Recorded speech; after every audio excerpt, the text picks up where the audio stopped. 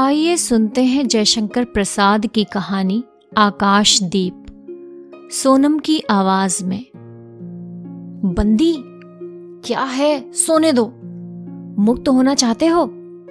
अभी नहीं, निद्रा खुलने पर। चुप रहो, फिर अवसर ना मिलेगा। बड़ा शीत है, कहीं से एक कंबल डालकर कोई शीत से मुक्त करता। आंधी की संभावना है, यही अवसर है। आज मेरे बंधन शिथिल हैं। तो क्या तुम भी बंदी हो? हाँ, धीरे बोलो। इस नाव पर केवल 10 नाविक और प्रहरी हैं। शस्त्र मिलेगा? मिल जाएगा। पोत से संबद्ध रज्जू काट सकोगे? हाँ। समुद्र में हिलोरें उठने लगी। दोनों बंदी आपस में टकराने लगे। पहले बंदी ने अपने को स्वतंत्र कर लिया, दूसरे का बंधन खोलने का प्रयत्न करने लगा। लहरों के धक्के एक दूसरे को स्पर्श से पुलकित कर रहे थे। मुक्ति की आशा, स्नेह का असंभावित आलिंगन, दोनों ही अंधकार में मुक्त हो गए। दूसरे बंदी ने हर्षातिरेक से उसको गले से लगा लिया। सहसा उस बंदी ने कहा, ये क्या? तुम स्त्री हो? क्या स्त्री होना कोई पाप है? अपने को अलग करते हुए स्त्री ने कहा, शस्त्र कहाँ है? तुम्हारा नाम? चंपा। तारक खचित नील अंबर और समुद्र के अवकाश में पवन उधम मचा रहा था। अंधकार से मिलकर पवन दुष्ट हो रहा था। समुद्र में आंदोलन था। नौका लहरों में विकल थी। स्त्री सतर्कता से लुढ़कने लगी। एक मतवाले नाविक के शरीर से टकराती हुई सावधानी से उसका कृपण निकालकर फिर लुढ़कते हुए बंदी के समीप पहुंच गई। सहसा पोत से पथ प्रदर्शक ने चिल्लाकर कहा, आंधी! आपत्ति सूचक तूर्य बजने लगा। सब सावधान होने लगे। बंदी युवक उसी तरह पड़ा रहा। किसी ने रस्सी पकड़ी, कोई पाल खोल रहा था, पर युवक बंदी लुढ़क कर उस रज्जू के पास पहुंचा जो पोत से संलग्न थी। तारे ढक गए, तरंगे उद्वेलित हुई, समुद्र गरजने लगा।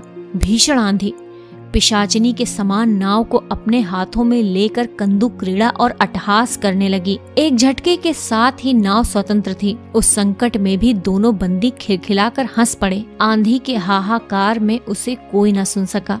अनंत जलनिधि में उषा का मधुर आलोक फूट पड़ा।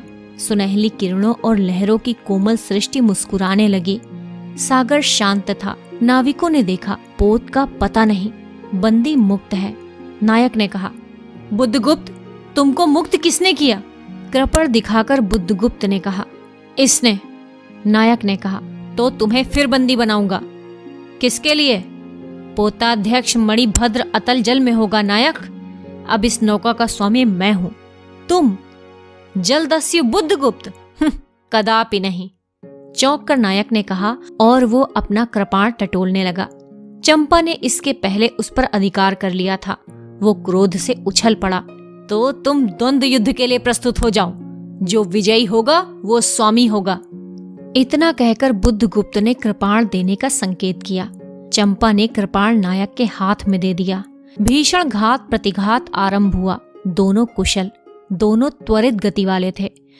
बड़ी निपुणता से बुद्धगुप्त ने अपना कृपाण दांतों से पकड़कर अपने दोनों हाथ स्वतंत्र कर लिए। चंपा भय और विस्मय से देखने लगी। नाविक प्रसन्न हो गए, परंतु बुद्धगुप्त ने लाघव से नायक का कृपाण वाला हाथ पकड़ लिया और विकट हुंकार से दूसरा हाथ कटी में डाल उसे गिरा दिया।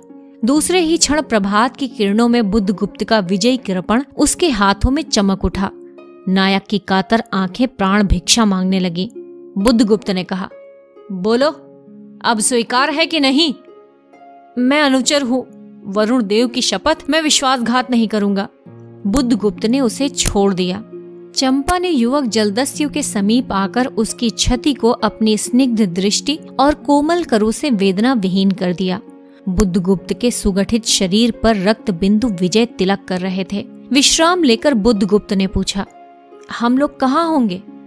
बाला द्वीप से बहुत दूर, संभवतः एक नवीन द्वीप के पास, जिसमें अभी इस समय लोगों का बहुत कम आना जाना होता है। सिंघल के वणिकों का वहां प्राधान्य है। कितने दिनों में हम लोग वहां पहुंचेंगे? अनुकूल पवन मिलने पर 2 दिन में। तब तक के लिए खाद्य का अभाव न होगा। सहसा नायक ने नाविकों को डांड लगाने की आज्ञा दी और स्वयं पतवार पकड़कर बैठ गया। बुद्धगुप्त के पूछने पर उसने कहा, यहाँ एक जलमग्न शैल खंड है। सावधान न रहने से नाव टकराने का भय है। तुम्हें इन लोगों ने बंदी क्यों बनाया? वणिक मणिभद्र की पाप वासना ने। तुम्हारा घर कहाँ है? जाह्नवी के तट पर। चंपा नगरी की एक क्षत्रिय बालिका हूं।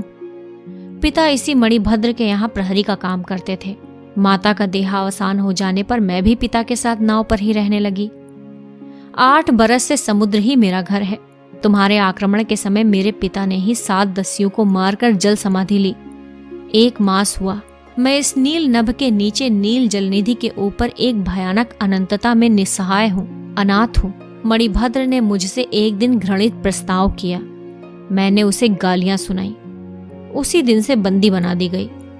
चंपा रोष से जल रही थी। मैं भी ताम्रलिप्ति का एक क्षत्रिय हूं चंपा, परंतु दुर्भाग्य से जलदस्यु बनकर जीवन बिताता हूं। अब तुम क्या करोगी? मैं अपने अदृष्ट को अनिर्दिष्ट ही रहने दूंगी, वो जहां ले जाए। चंपा की आंखें निस्सीम प्रदेश में निरुद्देश्य थीं। किसी आकांक्षा के लाल डोरे न थे। धवल अपांगों में बालकों के सदृश विश्वास था। हत्या व्यवसायी दस्यु भी उसे देखकर कांप गया। उसके मन में संभ्रमण पूर्ण श्रद्धा यौवन की पहली लहरों को जगाने लगी। समुद्र वक्ष पर विलंबमयी राग रंजित संध्या थिरकने लगी। चंपा के असंयत कुंतल उसकी पीठ पर बिखरे थे। दुर्दांत दस्यु ने देखा अपनी महिमा में अलौकिक एक तरुण बालिका। वो विस्मय से अपने हृदय को टटोलने लगा। उसे एक नई वस्तु का पता चला, वो थी कोमलता। उसी समय नायक ने कहा, हम लोग द्वीप के पास पहुंच गए। वेला से नाव टकराई। चंपा निर्भीकता से कूद पड़ी। मांझी भी उतरे। बुद्धगुप्त ने कहा, जब इसका कोई नाम नहीं है तो हम लोग इसे चंपा द्वीप कहेंगे। चंपा हंस पड़ी। 5 बरस बाद शरद के धवल नक्षत्र नील गगन में झलमला रहे थे। चंद्र की उज्जवल विजय पर अंतरिक्ष में शरद लक्ष्मी ने आशीर्वाद के फूलों और खीलों को बिखेर दिया। चंपा के एक उच्च सौध पर बैठी हुई तरुणी चंपा दीपक जला रही थी। बड़े यत्न से अभ्रक की मंजूषा में दीप धरकर उसने अपनी सुकुमार उंगलियों से डोरी खींची। वो दीपाधार ऊपर चढ़ने लगा। भोली भोली आंखें उसे ऊपर चढ़ते बड़े हर्ष से देख रही थी। डोरी धीरे धीरे खींची गई। चंपा की कामना थी कि उसका आकाश दीप नक्षत्रों से झिलमिला जाए, लेकिन वैसा होना असंभव था। उसने आशा भरी आंखें फेर ली। सामने जलराशि का रजत श्रृंगार था। वरुण बालिकाओं के लिए लहरों से हीरे और नीलम की क्रीड़ा शैल मालाएं बन रही थी और वे मायाविनी छलनाएं अपनी हंसी का कलनाद छोड़कर छिप जाती थी। दूर दूर से धीवरों का वंशी झनकार उनके संगीत सा मुखरित होता था। चंपा ने देखा कि तरल संकुच जल राशि में उसके कंदील का प्रतिबिंब अस्त व्यस्त था। ये अपनी पूर्णता के लिए सैकड़ों चक्कर काटता था। वो अनमनी होकर उठ खड़ी हुई। किसी को पास न देखकर पुकारा, जया। एक श्यामा युवती सामने आकर खड़ी हुई। वो जंगली थी। नील नभोमंडल से मुख में शुद्ध नक्षत्रों की पंक्ति के समान उसके दांत हंसते ही रहते। वो चंपा को रानी कहती। बुद्धगुप्त की आज्ञा थी। महानाविक कब तक आएंगे? बाहर पूछो तो। चंपा ने कहा। जया चली गई। दूरागत पवन चंपा के अंचल में विश्राम लेना चाहता था। उसके हृदय में गुदगुदी हो रही थी। आज ना जाने क्यों वो बेसुध थी। एक दीर्घकाय दृढ़ पुरुष ने उसकी पीठ पर हाथ रखकर चमत्कृत कर दिया। उसने फिरकर कहा, बुद्धगुप्त, बावली हो क्या? यहां बैठी हुई अभी तक दीप जला रही हो? तुम्हें यह काम करना है? क्षीर निधि शाही अनंत के प्रसन्नता के लिए क्या दासियों से आकाश दीप जलवाऊं? हंसी आती है। तुम किसको दीप जलाकर पथ दिखलाना चाहती हो? उसको जिसको तुमने भगवान मान लिया है। हाँ, वो भी कभी भटकते हैं, भूलते हैं। नहीं तो बुद्धगुप्त को इतना ऐश्वर्य क्यों देते? तो क्या बुरा हुआ? इस द्वीप की अधीश्वरी चंपा रानी, मुझे इस बंदी गृह से मुक्त करो। अब तो बाली, जावा और सुमात्रा का वाणिज्य केवल तुम्हारे ही अधिकार में है महानाविक। परंतु मुझे उन दिनों की स्मृति सुहावनी लगती है जब तुम्हारे पास एक ही नाव थी और चंपा के उपकूल में पण्य लाद कर हम लोग सुखी जीवन बिताते थे। इस जल में अगणित बार हम लोगों की तरी आलोक में प्रभात में तारिकाओं की मधुर ज्योति में थिरकती थी। बुद्धगुप्त, उस विजन अनंत में जब मांझी सो जाते थे, दीपक बुझ जाते थे, हम तुम परिश्रम से थक कर पालों में शरीर लपेटकर एक दूसरे का मुंह क्यों देखते थे? वो नक्षत्रों की मधुर छाया तो चंपा, अब उससे भी अच्छे ढंग से हम लोग विचर सकते हैं। तुम मेरी प्राणदात्री हो, तुम मेरी सर्वस्व हो। नहीं नहीं, तुमने दस्युवृत्ति छोड़ दी, परंतु हृदय वैसा ही अकरुण, सतृष्ण और ज्वलनशील है।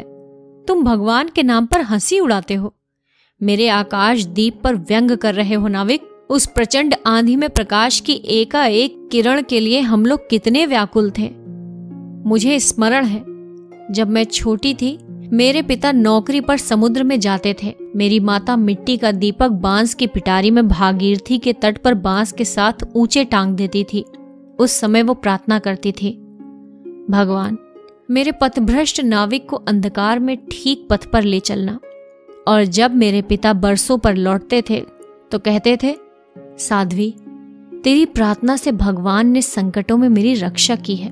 वो गदगद हो जाती थी। मेरी माँ, नाविक, ये उसी की पुण्य स्मृति है। मेरे पिता, वीर पिता की मृत्यु के निष्ठुर कारण, जलदस्यु, हट जाओ। सहसा चंपा का मुख क्रोध से भीषण होकर रंग बदलने लगा। महानाविक ने कभी ये रूप न देखा था। वो ठट्ठा मारकर हंस पड़ा। ये क्या चंपा, तुम अस्वस्थ हो जाओगी, सो रहो, कहता हुआ चला गया। चंपा मुट्ठी बांधे उन्मादिनी सी घूमती रही। निर्जन समुद्र के उपकूल में वेला से टकराकर लहरें बिखर जाती थीं। पश्चिम का पथिक थक गया था, उसका मुख पीला पड़ गया। अपनी शांत गंभीर हलचल में जलनिधि विचार में निमग्न था। वो जैसे प्रकाश की उन मलिन किरणों से विरक्त था। चंपा और जया धीरे धीरे उस तट पर आकर खड़ी हो गईं। तरंग से उठते हुए पवन ने उसके वसन को अस्त व्यस्त कर दिया। जया के संकेत से एक छोटी सी नौका आई। दोनों के उस पर बैठते ही नाविक उतर गया। जया नाव खेने लगी। चंपा मुग्ध सी समुद्र के उदास वातावरण में अपने को मिश्रित कर देना चाहती थी। इतना जल, इतनी शीतलता, हृदय की प्यास न बुझी। पी सकूंगी?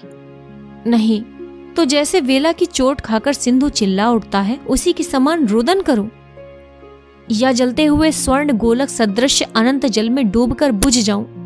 चंपा के देखते देखते पीड़ा और ज्वलन से आरक्त बिंब धीरे धीरे सिंधु में चौथाई, आधा, फिर संपूर्ण विलीन हो गया।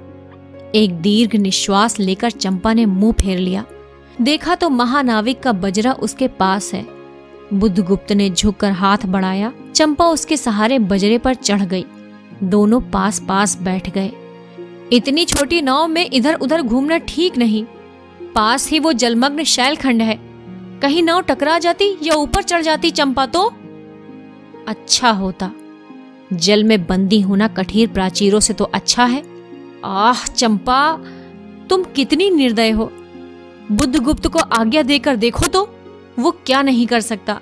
जो तुम्हारे नए द्वीप की सृष्टि कर सकता है, नई प्रजा खोज सकता है, नए राज्य बना सकता है, उसकी परीक्षा लेकर तो देखो चंपा। कहो चंपा, वो कृपाण से अपना हृदय पिंड निकालकर अपने हाथों अतल जल में विसर्जन कर दे। महानाविक, जिसके नाम से बाली, जावा और चंपा का आकाश गूंजता था, पवन थर्राता था, घुटनों के बल चंपा के सामने छलछलाई आंखों से बैठा था। सामने शैलमाला की चोटी पर हरियाली में विस्तृत जल देश में नील पिंगल संध्या, प्रकृति की सहृदय कल्पना, विश्राम की शीतल छाया स्वप्न लोक का सृजन करने लगी। उस मोहिनी के रहस्यपूर्ण नील जाल का कुहक स्फुट हो उठा, जैसे मदिरा से सारा अंतरिक्ष सिक्त हो गया हो। सृष्टि नील कमलों में भर उठी। उस सौरभ से पागल चंपा ने बुद्धगुप्त के दोनों हाथ पकड़ लिए। वहां एक आलिंगन हुआ, जैसे क्षितिज में आकाश और सिंधु का, किंतु परिरंभ में सहसा चैतन्य होकर चंपा ने अपनी कंचुकी से एक कृपण निकाल लिया। बुद्धगुप्त, आज मैं अपने प्रतिशोध का कृपाण अतल जल में डुबो देती हूँ। हृदय ने छल किया, बार बार धोखा दिया। चमक कर वो कृपण समुद्र का हृदय बेधता हुआ विलीन हो गया। तो आज से मैं विश्वास करूं? क्षमा कर दिया गया? आश्चर्य कंपित कंठ से महानाविक ने पूछा। विश्वास? कदापि नहीं बुद्धगुप्त। जब मैं अपने हृदय पर विश्वास नहीं कर सकी, उसी ने धोखा दिया, तब मैं कैसे कहूं? मैं तुम्हें घृणा करती हूं, फिर भी तुम्हारे लिए मर सकती हूं। अंधेर है जलदस्यु, तुम्हें प्यार करती हूँ। चंपा रो पड़ी, अपनी आंखें बंद करने लगी थी। दीर्घ निश्वास लेकर महानाविक ने कहा, इस जीवन की पुण्यतम घड़ी की स्मृति में एक प्रकाश ग्रह बनाऊंगा चंपा। यही उस पहाड़ी पर संभव है कि मेरे जीवन की धुंधली संध्या उससे आलोकपूर्ण हो जाए। चंपा के दूसरे भाग में एक मनोरम शैलमाला थी। वो बहुत ही दूर तक सिंधु जल में निमग्न थी। सागर का चंचल जल उस पर उछलता हुआ उसे छिपाए था। आज उसी शैलमाला पर चंपा के आदि निवासियों का समारोह था। उन सबों ने चंपा को वन देवी से सजाया था। ताम्रलिप्ति के बहुत से सैनिक नाविकों की श्रेणी में वन कुसुम विभूषित चंपा शिविका रूढ़ होकर जा रही थी। शैल के एक ऊंचे शिखर पर चंपा के नाविकों को सावधान करने के लिए सुदृढ़ द्वीप स्तंभ बनवाया गया था। आज उसी का महोत्सव है। बुद्धगुप्त स्तंभ के द्वार पर खड़ा था। शिविका से सहायता देकर चंपा को उसने उतारा। दोनों ने भीतर पदार्पण किया था कि बांसुरी और ढोल बजने लगे। पंक्तियों में कुसुम भूषण से सजी वन बालाएं फूल उछालती हुई नाचने लगी। दीप स्तंभ की ऊपरी खिड़की से ये देखती हुई चंपा ने जया से पूछा, ये क्या है जया? इतनी बालाएं कहाँ से बटोर लाई? आज रानी का ब्याह है ना? कहकर जया ने हंस दिया। बुद्धगुप्त विस्तृत जलनिधि की ओर देख रहा था। उसे झकझोर कर चंपा ने पूछा, क्या यह सच है? यदि तुम्हारी इच्छा हो तो ये सच भी हो सकता है चंपा। कितने वर्षों से मैं ज्वालामुखी को अपनी छाती में दबाए हुए हूं। चुप रहो महानाविक। क्या मुझे निस्सहाय और कंगाल जानकर तुमने आज सबसे प्रतिशोध लेना चाहा? मैं तुम्हारे पिता का घातक नहीं हूं चंपा। वो एक दूसरे दस्यु के शस्त्र से मरे। यदि मैं इसका विश्वास कर सकती बुद्धगुप्त, वो दिन कितना सुंदर होता, वो क्षण कितना स्पृहणीय। तुम इस निष्ठुरता में भी कितने महान होते हो। जया नीचे चली गई थी। स्तंभ के संकीर्ण प्रकोष्ठ में बुद्धगुप्त और चंपा एकांत में एक दूसरे के सामने बैठे थे। बुद्धगुप्त ने चंपा के पैर पकड़ लिए। उच्छ्वसित शब्दों में कहने लगा, चंपा, हम लोग जन्मभूमि भारतवर्ष से कितनी दूर इन निरीह प्राणियों में इंद्र और शची के समान पूजित हैं, पर न जाने कौन अभिशाप हम लोगों को अभी तक अलग किए हुए है। स्मरण होता है वो दार्शनिकों का देश, वो महिमा की प्रतिमा। मुझे वो स्मृति नित्य आकर्षित करती है, परंतु मैं क्यों नहीं जाता? जानती हो, इतना महत्व प्राप्त करने पर भी मैं कंगाल हूँ। मेरा पत्थर सा हृदय एक दिन सहसा तुम्हारे स्पर्श से चंद्रकांत मणि की तरह द्रवित हुआ। चंपा, मैं ईश्वर को नहीं मानता, मैं पाप को नहीं मानता, मैं दया को नहीं समझ सकता, मैं उस लोक में विश्वास नहीं करता, पर मुझे अपने हृदय के एक दुर्बल अंश पर श्रद्धा हो चली है। तुम ना जाने कैसे एक बहकी हुई तारिका के समान मेरे शून्य में उदित हो गई हो। आलोक की एक कोमल रेखा इस निविड़तम में मुस्कुराने लगी। पशु बल और धन के उपासक के मन में किसी शांत और एकांत कामना की हंसी खिलखिलाने लगी, पर मैं ना हंस सका। चलोगी चंपा? पोत वाहिनी पर असंख्य धनराशि लाद कर राजरानी सी जन्मभूमि के से अंक में आज हमारा परिणय हो। कल ही हम लोग भारत के लिए प्रस्थान करें। महानाविक बुद्धगुप्त की आज्ञा सिंधु की लहरें मानती हैं। वे स्वयं उस पोत पुंज को दक्षिण पवन के समान भारत में पहुंचा देंगी। चंपा, चलो। चंपा ने उसके हाथ पकड़ लिए। किसी आकस्मिक झटके ने पल भर के लिए दोनों के अधरों को मिला दिया। सहसा चैतन्य होकर चंपा ने कहा, बुद्धगुप्त, मेरे लिए सब मिट्टी है, सब जल तरल है, सब पवन शीतल है। कोई विशेष आकांक्षा हृदय में अग्नि के समान प्रज्वलित नहीं। सब मिलाकर मेरे लिए एक शून्य है। प्रिय नाविक, तुम स्वदेश लौट जाओ विभवों का सुख भोगने के लिए, और मुझे छोड़ दो इन निरीह भोले भाले प्राणियों के दुख की सहानुभूति और सेवा के लिए। तब मैं अवश्य चला जाऊंगा चंपा। यहाँ रहकर मैं अपने हृदय पर अधिकार रख सकूं, इसमें संदेह है। उन लहरों में मेरा विनाश हो जाए। महानाविक के उच्छ्वास में विकलता थी। फिर उसने पूछा, तुम अकेले यहाँ क्या करोगी? पहले विचार था कि कभी इस द्वीप पर से आलोक जलाकर अपने पिता की समाधि का इस जल से अन्वेषण करूंगी, किंतु देखती हूँ मुझे भी इसी में जलना होगा, जैसे आकाश दीप। एक दिन सवर्ण रहस्य के प्रभात में चंपा ने अपने दीप स्तंभ पर से देखा, सामुद्रिक नावों की एक श्रेणी चंपा का उपकूल छोड़कर पश्चिम उत्तर की ओर महाजलव्याल के समान संतरण कर रही है। उसकी आंखों में आंसू बहने लगे। ये कितनी ही शताब्दियों पहले की कथा है। चंपा आजीवन उस दीप स्तंभ में आलोक जलाती रही, किंतु उसके बाद भी बहुत दिन दीप निवासी उस माया, ममता और स्नेह सेवा की देवी की समाधि सदृश पूजा करते थे।